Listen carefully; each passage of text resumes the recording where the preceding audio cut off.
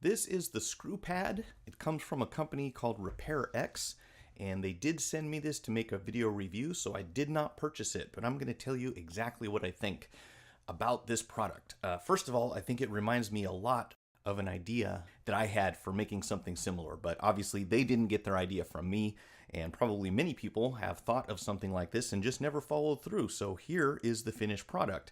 So what is this exactly? Well, as you can see, it offers you several different things. One is a screw organizer. So right now we're looking at a template that shows a Galaxy Note 10.1, and this is kind of a perspective of where all these screws will come out and where they're located inside the device where you remove them. Now they've taken this a step further and actually included instructions step by step here as to how you would perform various repairs or disassembly instructions for this particular model. So you've got step 1 is remove the S Pen, step 2, start prying at charge port area, and so forth.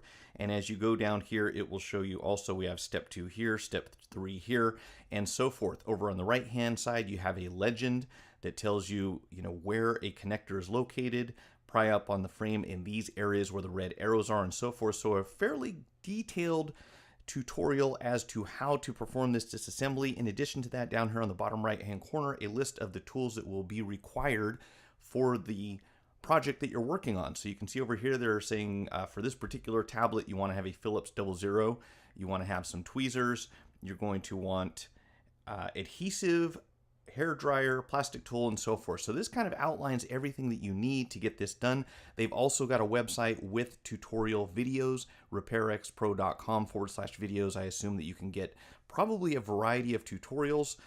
Down here on the bottom you can see it says do not place LCD battery, motherboard, or camera on the magnetic mat.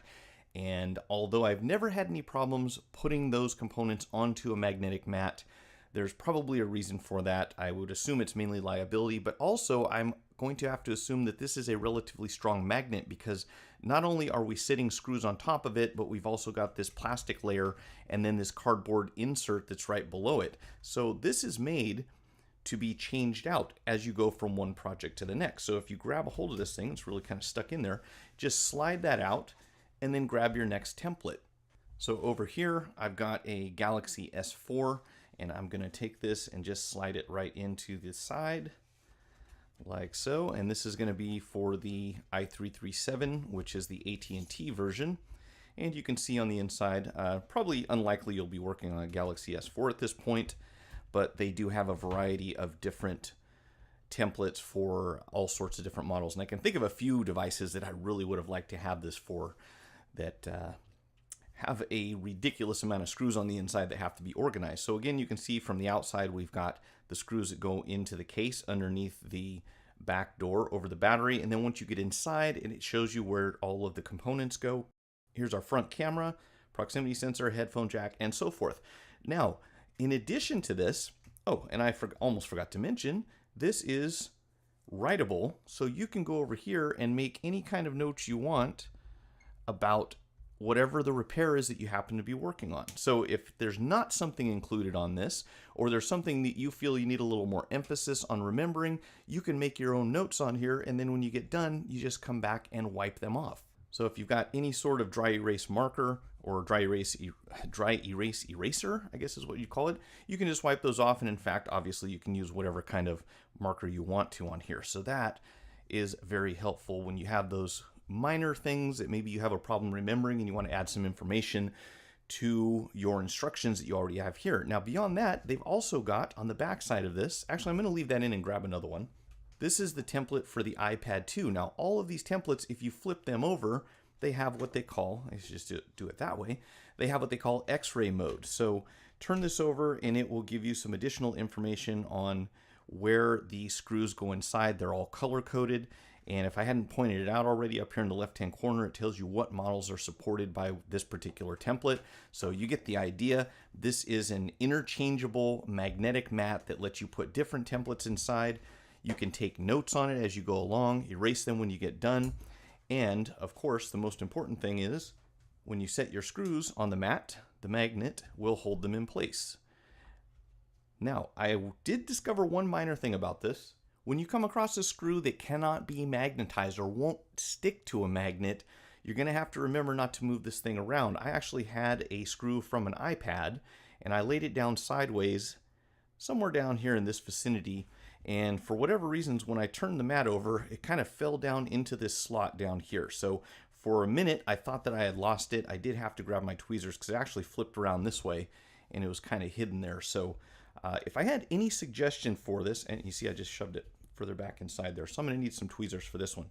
So if I had any suggestions for this, I think it would be that maybe if this were sealed down so that we didn't have a gap along the edges, that would be helpful. If this was kind of glued all the way across there, that is really the only room for improvement I can see. Overall, this thing has instructions, it's got a magnet, you can make notes as you go along, and most importantly, you can switch these out from one model to the next, so you don't have to buy a separate magnetic mat for each project you have. I'm sure everyone gets the idea, but just in case, I thought I'd do just a quick run through here with the Galaxy S4, which surprisingly, I happen to have on hand. So if we go here, it's going to tell us to remove the back cover. So we'll go ahead and pop that off. Second thing, of course, is remove the battery. And third, we have remove SIM and SD card, which you can see have already been removed from this phone. Remove the 9 screws from the casing. So they're talking about these Phillips screws here. And as we go along with these, and they do tend to be tricky sometimes on the Samsungs, you might have to get a pair of tweezers and remove them. But if they come out, you just go ahead and set them directly on the mat relative to the position that they were inside of the phone. And then that way, we don't end up misplacing anything or putting it in the wrong spot. And this is particularly important when you're working with iPhones. You can see already that I am missing a screw right here and over here. So this phone's obviously been gone through before, but this is pretty much how you would go about it. And screw organization, I cannot stress enough, really need to concentrate on that, especially when you're working with iPhones, because mixing up a couple screws and putting them into the wrong position can be a problem. But here you have this template that shows you exactly where they go, and when you go to put them back in, you can refer to this if you need to, and they go directly in proportion or directly orientated the way that they are on this mat. Makes your life much easier. If you found the video helpful, like it, share it, check out my channel for more tutorials and product reviews, and most of all, remember to hit the subscribe button.